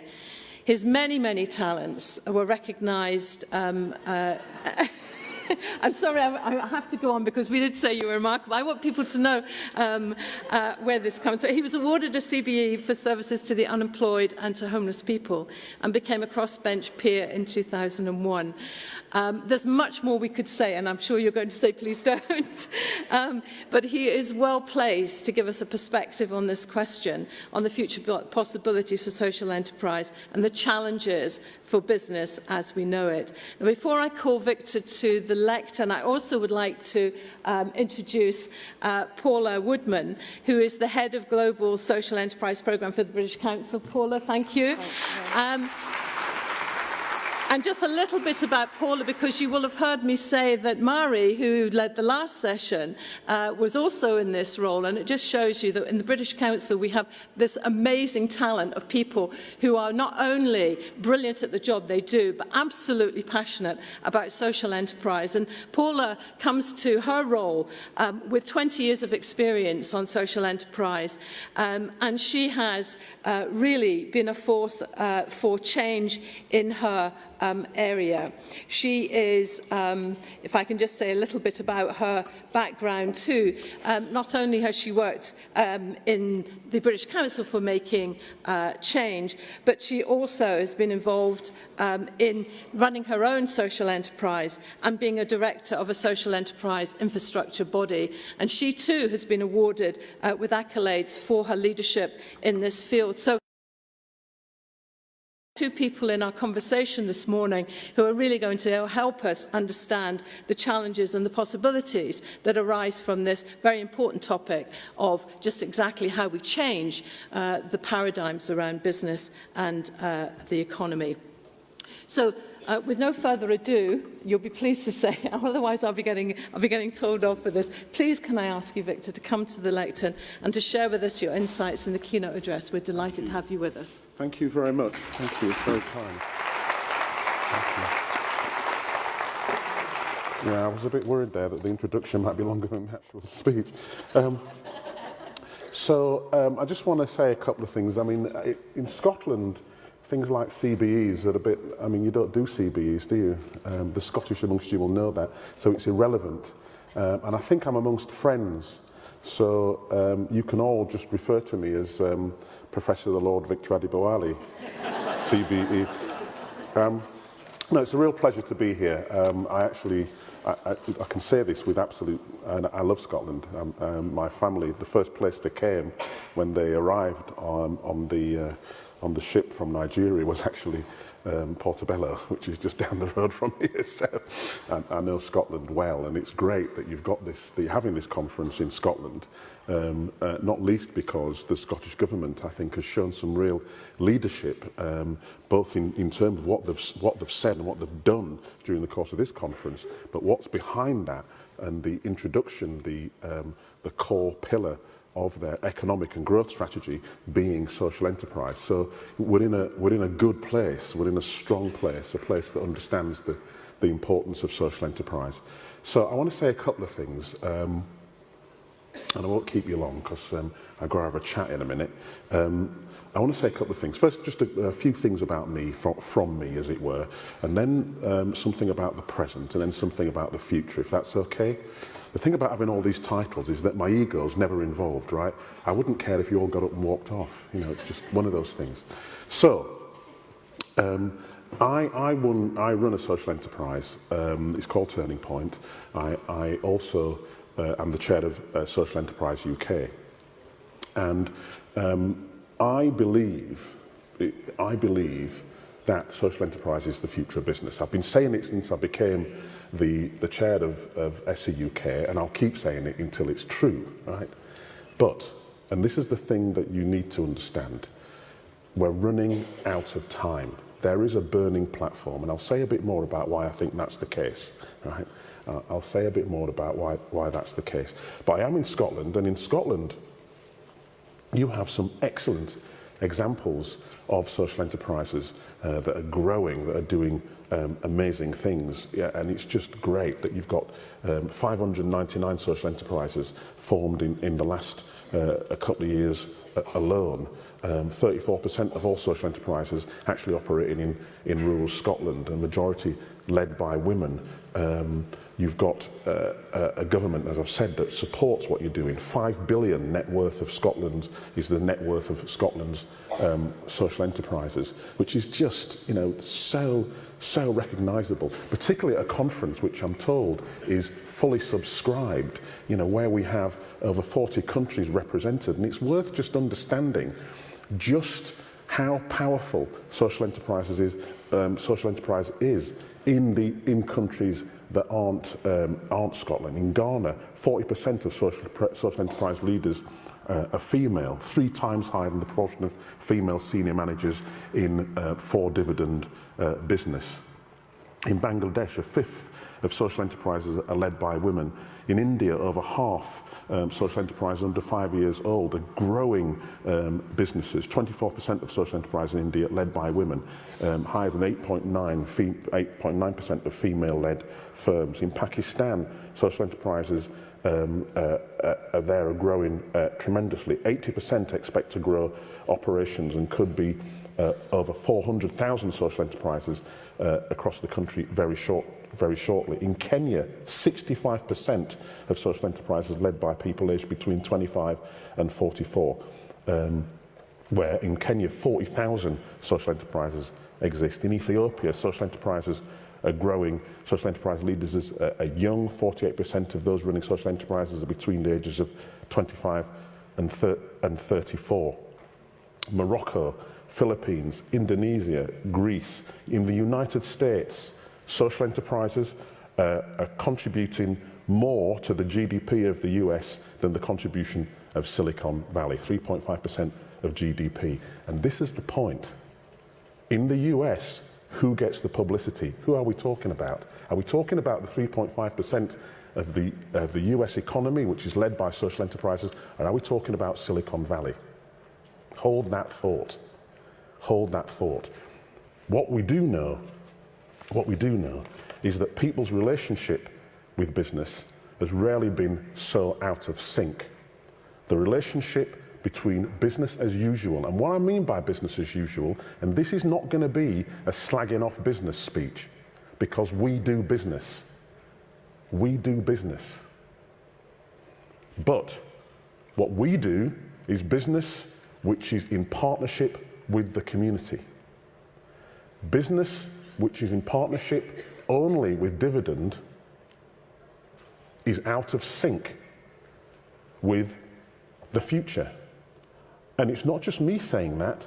You look at the Deloitte Millennial Attitude Survey, which was carried out in 2018, and I will quote you what it says. While young workers believe that business should consider stakeholder interests as well as profits, their experiences of employers prioritising the bottom line above workers, society and the environment. Only a minority of respondents now believe corporations behave ethically, 48% versus 65%, and business leaders and that business leaders are committed to helping improve society, 47% versus 62%. 3/4 of respondents now see businesses around the world focusing on their own agendas rather than considering the wider society, compared with 59% a year ago. And nearly 2/3 say companies have no ambition beyond wanting to make money, up from 50%. 4 in 10 respondents actually say business leaders are having a negative impact on the world. Now, why is that important? I'm 56, right? I'll tell you why it's important. Because that is the future talking to us. Those are the people that are going to be looking after the world that my children and that you will grow old in. I know some of you are going, you know what, I'm never going to grow old. He's an old blighter. But you know what I mean? That's the future talking, right? They know, as my son pointed out to me the other day, they know who the man is. Yeah? So we are living in a world where the institutions of commerce are receiving less and less trust, less and less of that license to operate. It's a creeping anxiety that I have found in the boardrooms of the UK and in the boardrooms of international companies. It's expressed in all kinds of different ways. And if you want to know why we are living in such an uncertain world, where it appears that the forces of extreme right market politics seem to be trumping, no pun intended, those forces that are talking about and talking to the future, it's because if you are a business whose only purpose is the short-term interests of your shareholders, you are nervous right now. I would say that much of the politics that we are seeing across the world and in the UK is the kind of last thrash of the dragon's tail. Don't get me wrong, a dragon's tail, those of you that have seen one, can do a lot of damage, right? Can do a lot of damage in its last gasps. But the future is being created right now, right here. But it's not been talked about. And I've often said, and I think it's often been proven, that the future is not decided by the things that we discuss. No, those are the things that we feel comfortable with, right? The future is created by the things that we fail to discuss. The future is created by the people who recognise that something's wrong. They may not get the platform. They may not be the people on the front pages of the Times or the Financial Times or the BBC but those are the people who create the future. Do you understand? They're the people having the conversations that become the debate. And the debate becomes action. But we are standing on a burning platform, not just economically, environmentally and politically. And we don't have time to waste. We don't have time to debate the niceties of definition. And we had this a long time ago when I first got involved in social enterprises. There was this whole debate about what is and what isn't and where. And I pointed out that, you know, it's very simple. If your outcomes are measurable in terms of your benefits to the community, the economic viability of your business, right, this notion of not-for-profit implies that you're for deficit. What a ridiculous notion, right? And if you're making a positive contribution to the environment which is measurable, you're a social enterprise. Anything else might be lovely, but you're not a social enterprise. And that includes businesses like co-ops and cooperatives. And I'm proud to be on the board of one of the biggest cooperatives in the world. Not the biggest, but one of the biggest. The 4,000 people.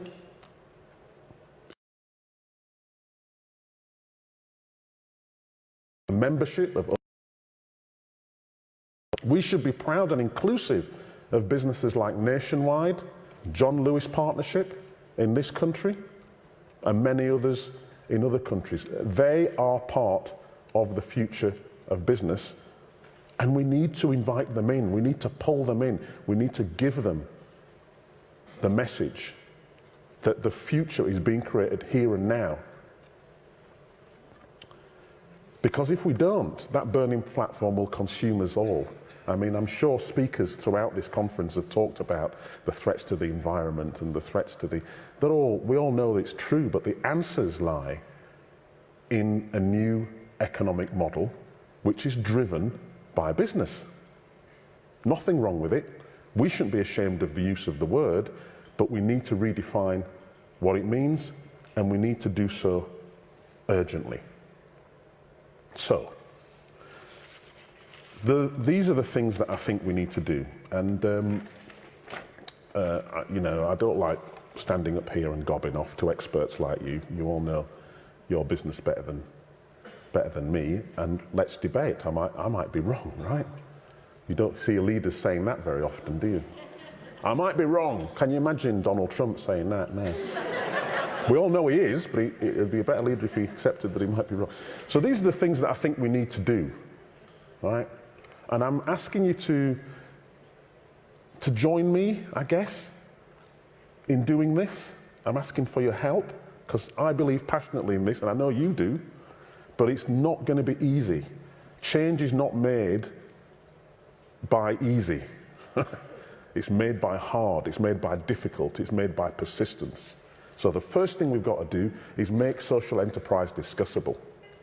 Not amongst us. We all know what it means, right? We're all dancing at the disco.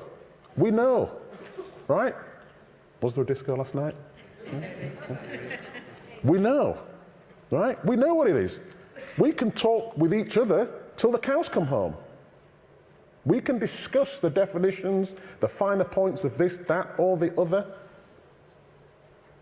The people who need to understand what business is and what it should be are the people outside this hall.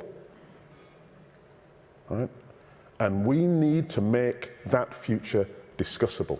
You know, one of the things I say to people when they ask me about social enterprise, I tell them very briefly the history of the corporation, right? History of the corporation, the model of the corporation. The corporation started in America because if you want to build a barn, right, you can't do it on your own. 5 or 6 people get together, build a barn. And they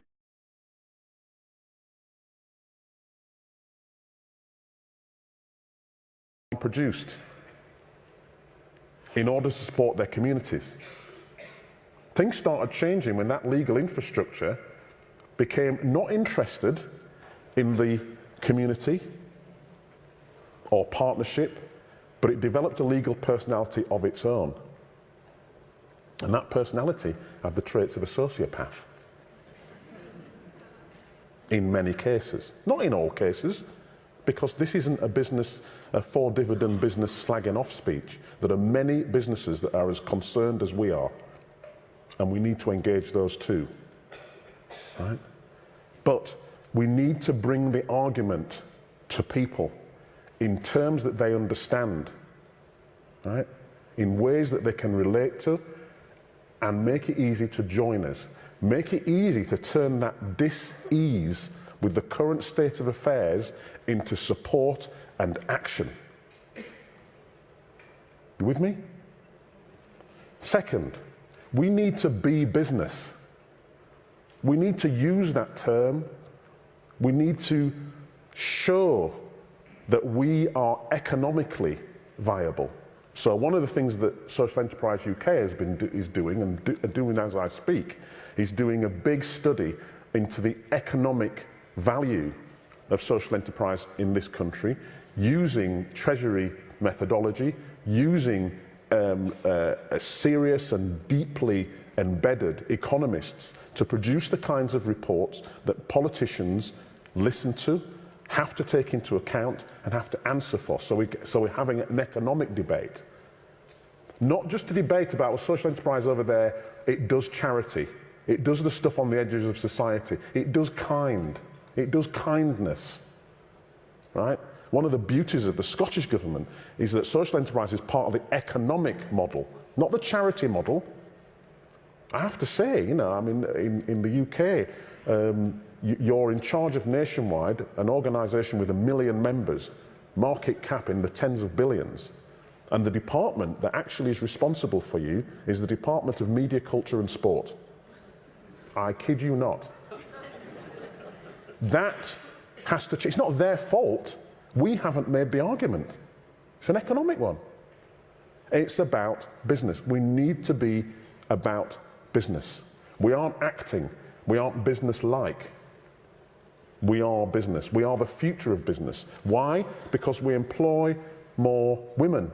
We employ more young people. We employ more BME people. We employ people in communities where business needs to matter.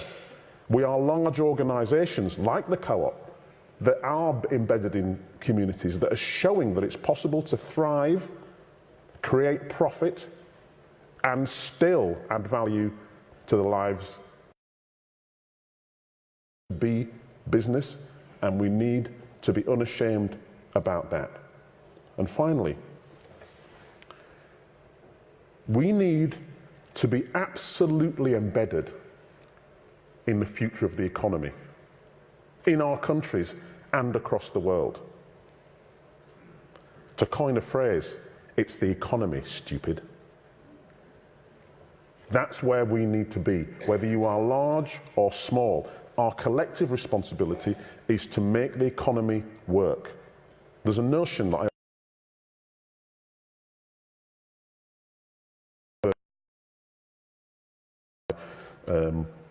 a chap, Julian Tudor-Hart, to talk about poverty and health, and he pointed out that those people in need of health and social care the most tend to get it the least. Well, it applies to the economy. It applies to wealth. It applies to prosperity. Those in need of prosperity and wealth the most tend to get it the least. Right? We need to take that argument, because all economies and all economists should be concerned with the purpose of economy, which is to provide and not to hoard. Do you understand? So, three things we need to do, three things you need to do, three things we have created a strong platform for doing through the success to date of social enterprises, in spite of the challenges that most of you face. The lack of capital, the lack of a capital infrastructure from which you can withdraw in order to build your businesses. I know that most of you will be building your businesses by pulling up the bootlaces, by the bootlaces. Do you understand? That's what Turning Point does. That's what Turning Point is had to do. Right? The lack of debt finance, the lack of capital finance is a real problem. The lack of an economic infrastructure that understands what you are trying to do and will support you to do it. These things can only be created if we can have the debate, if we can make social enterprise relevant on the lips of people who aren't in this room. I think I've said enough. It's a pleasure to be here. It really is. There's very few places where you're in a club, right, that gets you. That gets you. But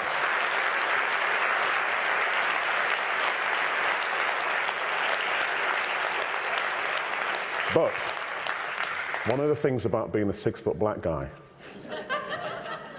is that you get used to talking to people who aren't like you. I need to invite each one of you to get used to talking to people who aren't like you, because that's how we create the future. Thank you very much.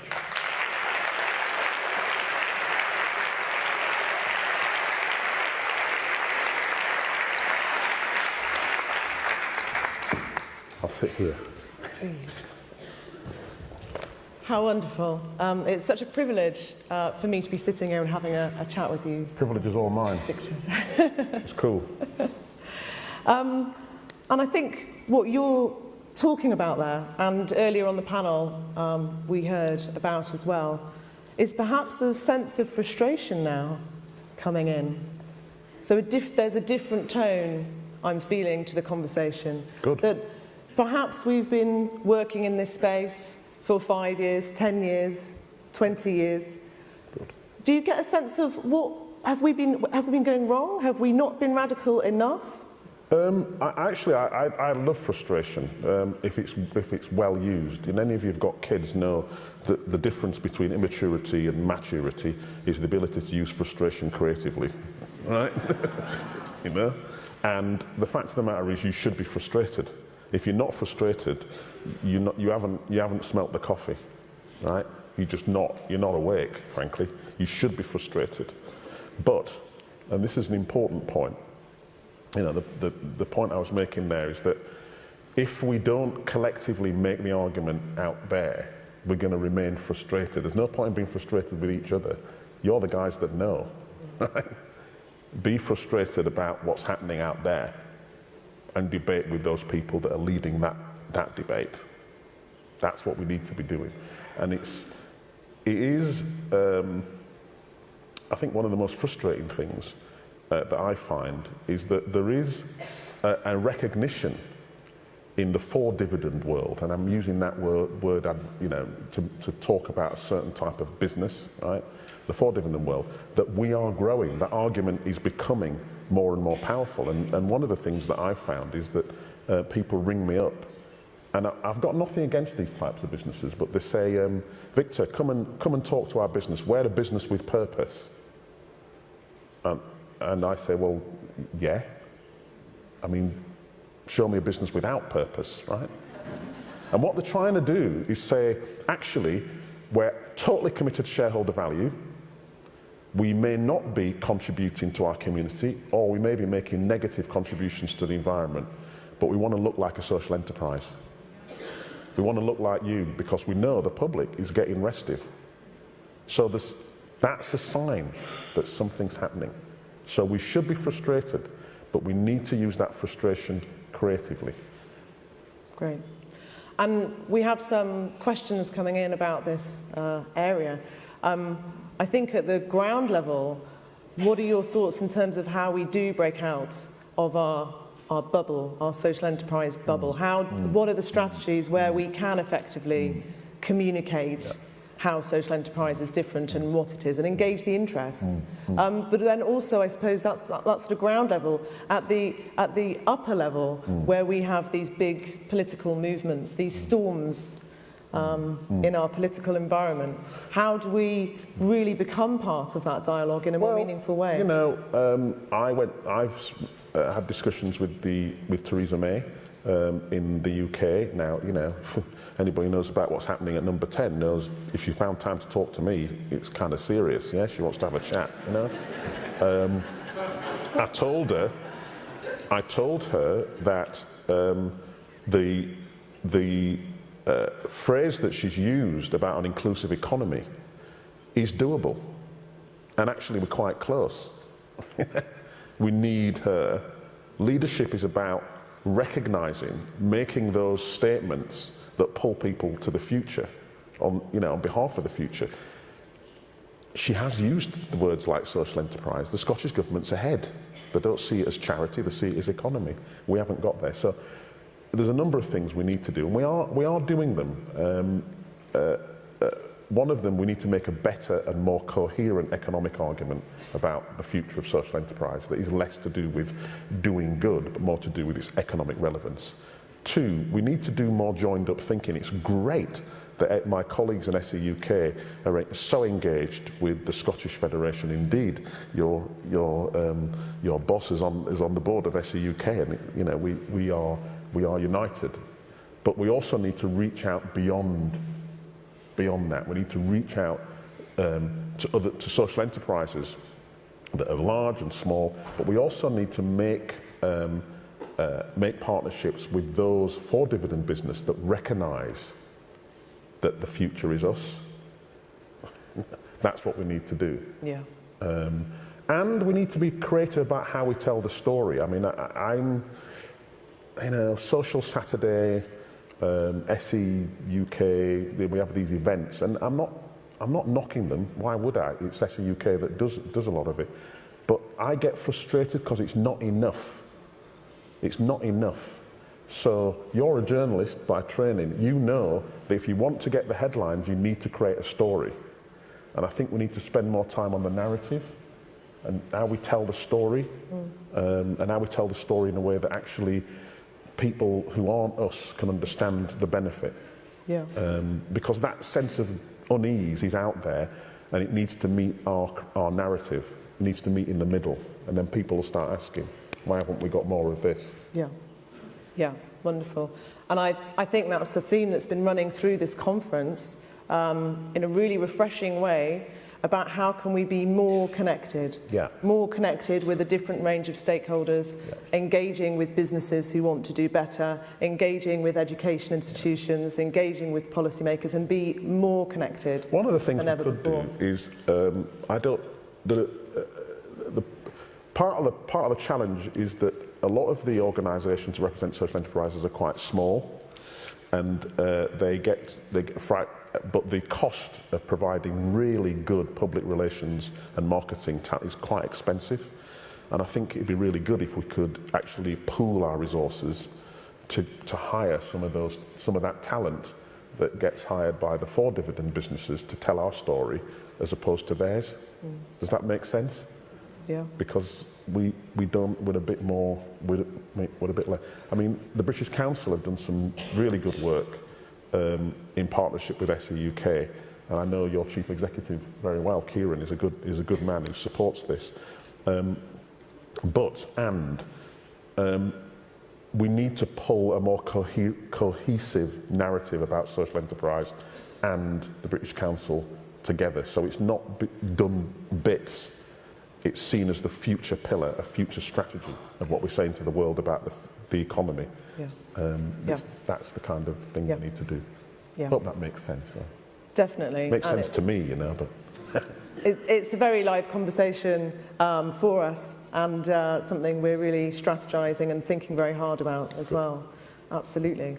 And I suppose some of the topics earlier is looking to the future. What do people expect in the future? What are the big trends that are emerging? And we heard earlier about AI and the fourth revolution and all of these things.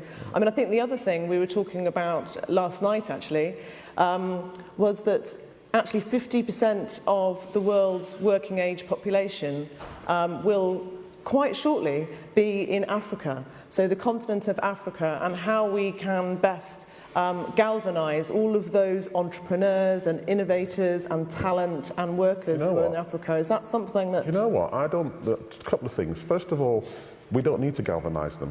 They're already galvanised, right? They know exactly. The issue isn't galvanising young people. They know exactly. You know, we have the first generation in the first world, in America and in the UK, that's going to be poorer than the generation before it because of the banking crisis. We have the first generation that is looking at a planet that may become inhospitable for their children. Do you think that doesn't galvanise them? It galvanises them, believe me. The issue for us is whether we are leading, following, or whether we're going to get out of the way. It's not, the case of us, I know that you didn't mean it like this, but we need to be careful that we're not patronising. Young people know, and this is why I have confidence. Young people know that the institutions of old are under threat. It's all about movements. They get that. So do the people that put Donald Trump in power, and so do the people that some of the people that were behind the Brexit debate, whether you were in or out. They understand that. But young people get movements. So I think the question really for us is, how do we engage with them? How do we do the and, not the either or? They don't need galvanizing. They need support, they need understanding, they need resource, and they need wisdom. But they don't need galvanizing. We're the ones that need galvanizing, and they're going to be the ones telling us that. Yeah.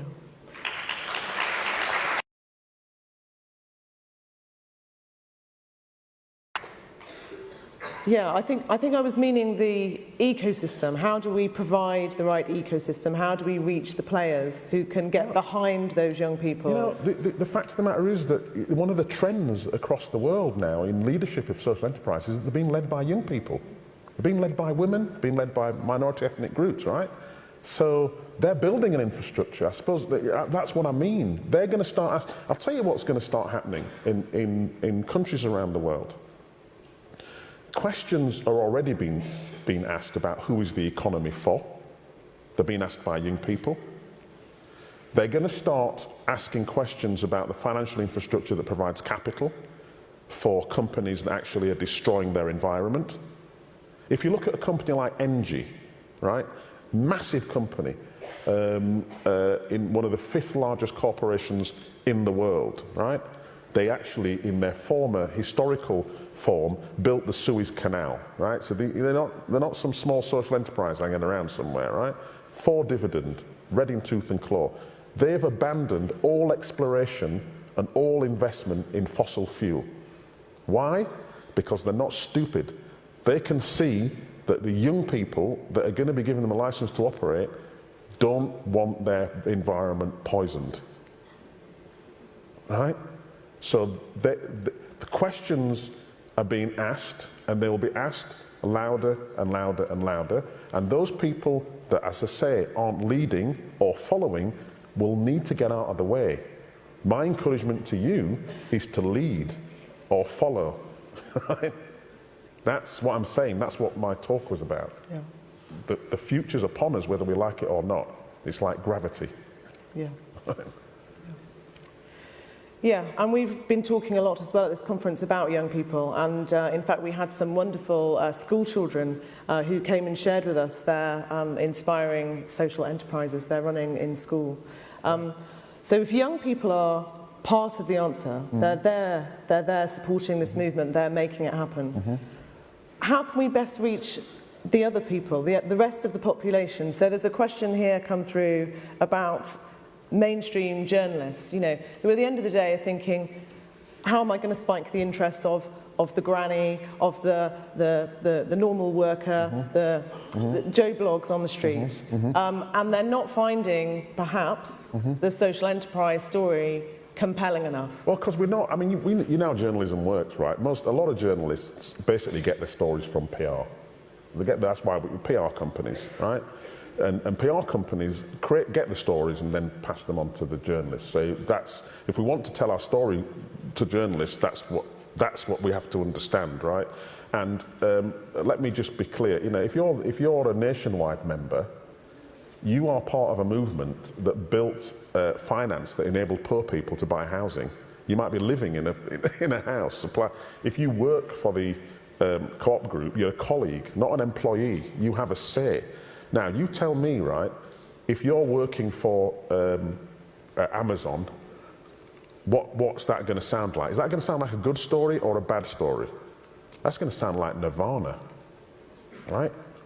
And I guess we need to get smarter about what's important to Joe blogs, as you say, or Hussein blogs, about what it is that actually matters to that individual. And, you know, the same things that matter to you, job security, not just a job, but a quality job. I mean, none of you believe that what people are saying about the only way out of poverty is a job, because we've got working poor people all over the world. It's the quality of that job that matters. They're bothered about that. They're bothered about the future of their kids. So what's the story? Well, you could be working for this company, or you could be working for a company that actually agrees with you. That's a good story. Yeah. I'd read that. Yeah. I'd read that.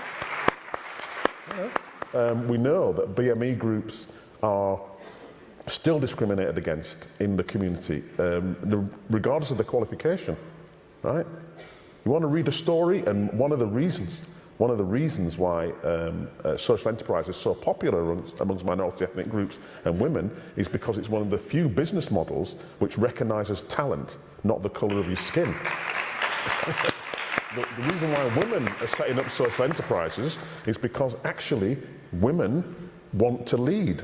They are leading, and they want a business model that allows them to do that. So that's the story. I mean, it's just that we've not been ruthless enough. I'm using that word deliberately, ruthless enough in finding using the same people that sell the stories that are about, you know, I don't know, some such nonsense. We need to be ruthless in getting those stories in front of the people that tell the opposite. That's what we need to do. That's what we're going to do. Wonderful. There are several types of stories. There's the human stories, as you know, but then there's the big economic stories. The big economic story is harder because there's a question of accountability. You know, I want the piece of work that SEWK is doing to force some of the economic journalists to ask the questions of our ministers. So why haven't you taken this into account? What do you think of it? You know, so we're generating a kind of public debate about, well, there is an alternative here. You know, there is something that you can do about some of these challenges that we face. Fantastic. Now, we haven't had time for all of the questions, but we have asked some of them. I talk too much, I'm sorry. No, you've given wonderful answers. But it's time to wrap up the session. I mean, I think overall we've heard some real strengths we have. I think young people, again and again, we come back to the real change and the power of this movement that's driven by young people. But we've also had some challenges that Victor has laid down for us. Just let me be clear, you know, young people are coming up, but you know, there's wisdom in this hall, and wisdom is actually in short supply, right? I hope what you've heard me say is that you have to step out and step up and acknowledge what's coming and use that wisdom to tell the story and to support the future. Do you understand? I don't want this to be about, you know, you're all too old, bugger off. This is about and, not either or, yeah. If that makes sense. And that's the challenge you've laid down to us all today, which I think is absolutely right. How do we break out to tell a more compelling story, to reach different people who we otherwise wouldn't normally have chance to convey? So thank you, Victor. That's been an incredible session. I think Yvonne's just coming up. Let's go. Thank you so much. Thank you. Thank you very much, Victor and Paula, for that great session. Thank you. We've just run slightly over, so thank you for your forbearance. We're closing this part of the session now. I hope you all grab a coffee, and you should know where your workshops are for the next part of the activity. So I look forward to seeing you later. Have a wonderful morning, and thank you very much for your contribution.